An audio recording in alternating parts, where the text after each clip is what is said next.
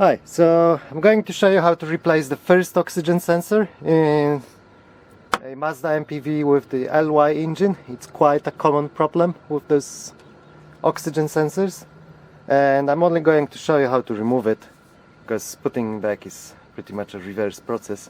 All what you need to do is a 22 mil key, and you have to cut it.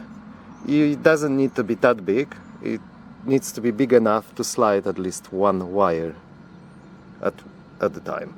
So I will show you the connector. It's very hard to take you down there to show you how to unplug it, but once I take it out I will show you. So I'm going to unwind the wire. You can see it's just pretty much going around. This looks like a spring. Holds the wire.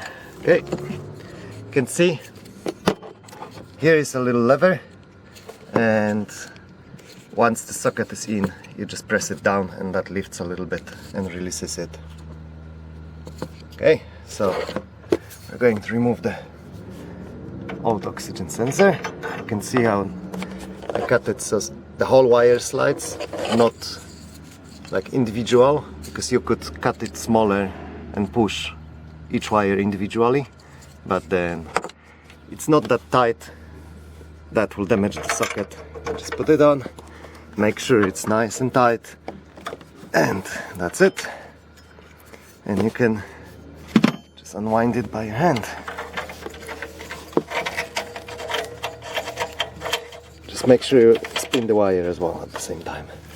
And that's the oxygen sensor. You can already see it has a really weird greenish color on the other side.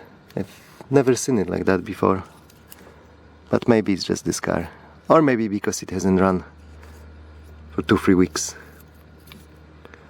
Yeah, so that's it. If you're wondering, remember to, when you put it back, to do it tight but not too tight. Just make sure it's snug enough. Okay, thanks guys, I hope it helps someone.